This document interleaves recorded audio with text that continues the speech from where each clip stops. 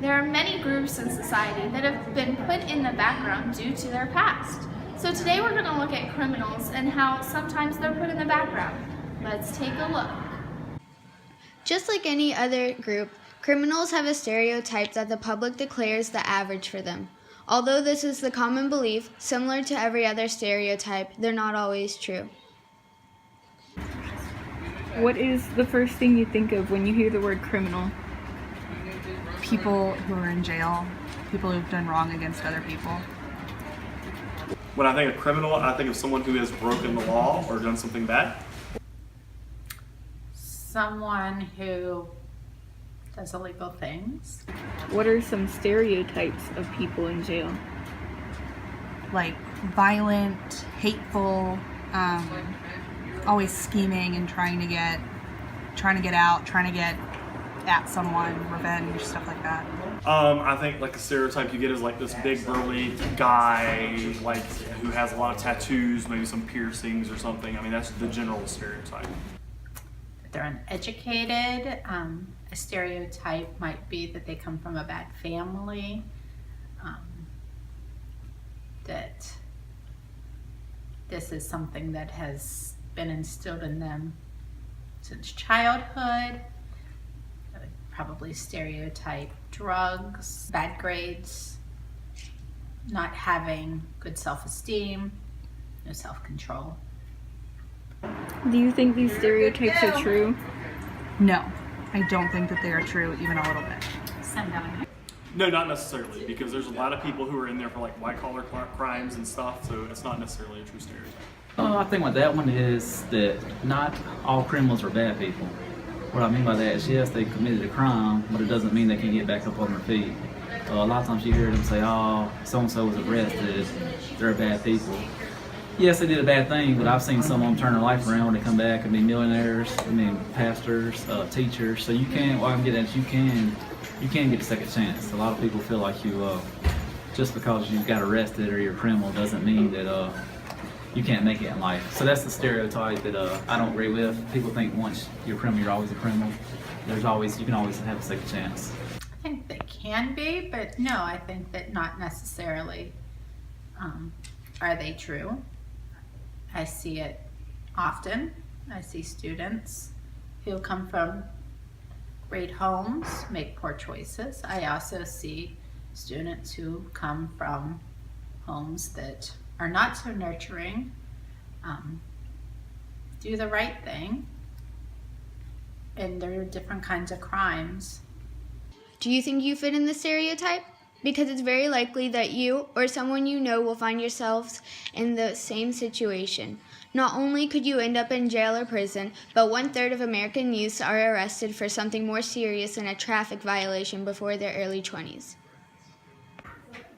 Because of things such as movies, music, and other heavily influential types of pop culture, our perception of convicts have been tainted. We see pretty much anyone that has been arrested as big, scary bad guys, when in fact marijuana arrests strongly outnumber violent crimes. In fact, 46.3% of people arrested go in because of drug offenses. Do you think that they're properly represented?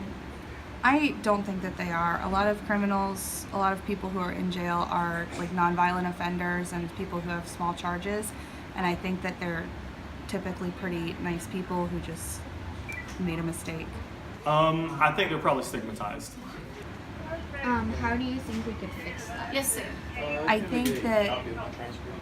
think that we can fix it by changing some of our laws to have different punishments for nonviolent offenses and for different small charges, and we can fix it by focusing more on rehabilitation than just putting people in jail cells.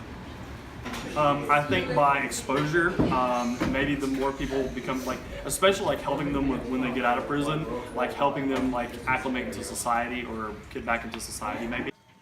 After someone gets out of jail, we have rules and laws preventing them from doing certain things, like own a gun, become anything in public office, be called on jury duty, vote, travel abroad, join the military, and even in some states such as Texas and Georgia, can't become barbers or tattoo artists. You think that with all the things that they can't do, ex-convicts would get more help, but they're pretty much just dropped back into society. Sure, they can't own a gun, but they can commit another crime and find themselves back in jail. Studies have shown that in 2005, 68% of people arrested ended up back in jail within 2 years of their arrest. Why do you think so many convicts end up back in jail? I think because there's no support when they get out. There's like no like halfway houses anymore that support criminals when they get out. I think that there needs to be more focus on rehabilitation instead of just getting the criminals off the streets, because when you are in a jail, you become institutionalized and you get so used to having people tell you what to do and when to do it that when you're released, you have this sense of freedom and you kind of don't know what to do with it, and that leads you to making bad choices again. Well, once you get a criminal background, then it's harder to find a job. It's harder to get an apartment or housing, and it's just a vicious cycle. You don't get the money you need to survive, and so you look for different ways to survive, and that might be illegal. Do you agree with the legal side of things after a convict is released? I don't like that it's so hard for them to get a job, especially for like the nonviolent offenders and the people who just made a mistake. I don't think that they should have to put that on their resumes and things, but like if you killed someone, then you should probably let your future bosses know that, but I don't think you should have to report it right away, because that really hinders you from starting a new life. They should have some type, like I said, some type of support built in, because just saying, oh, you've been convicted, you've been in jail for 15 years, and okay, good luck. I think a lot of people feel like jail's like they're almost like their home, because if you've been in it for so long, life is, everything is dictated to you, and like it's kind of freeing the fact that you don't have to make any decisions. And when criminals are released into society, they have to make decision upon decision upon decision, and it may I feel like freak them out. They might be more inclined to commit a crime to go back in. So. Yes and no. And what I mean by that is sometimes I feel like it's too lenient.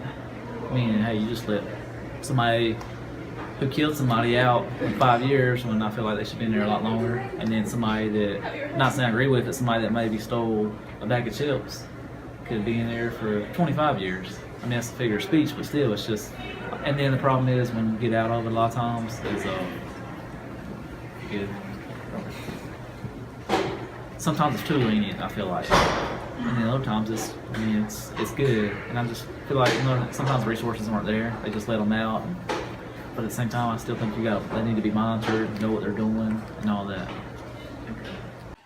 Some of the closest people to convicts at this time in their lives are police. We decided to interview a police officer to get a closer look at what they see on a day-to-day basis. What is the highlight of your job? The highlight of my job would be being able to make a difference in people's lives, being a role model. I love my job, I love what I do, and I'm there to help people. So it's making a difference is something that I enjoy about this job. What is the hardest The hardest part part of the job is just the hours, being away from your family. A lot of times we work weekends, nights, and holidays. And just sometimes the stress levels, just not knowing the unknown, what you're going into. I mean, you could be going to a shots fired call, you could be going to an armed robbery, which is kind of the same thing, of course. But just not knowing what you're going into, and then being away from your family. What is one thing that you wish everyone would know about your job? About my job, just that I'm a regular person, just like y'all. Yes, I carry a badge and gun, but at the end of the day, I'm a regular person. So I mean, what I'm getting is that is don't be scared of me. I'm here to help. I'm just a regular person. Do you think you'll ever be arrested? Depends. That one day the student smarts off. No, I'm kidding. I don't think so. I don't foresee it. But who knows what the future may hold, right? No, I think I'll work very hard to make sure that I never am, because that would devastate my family. I don't think I'll ever be arrested. I'm not 100% a rule follower, but I try my very best not to make decisions to harm other people, and so I think that will keep me out of jail. I don't think think I'll ever be.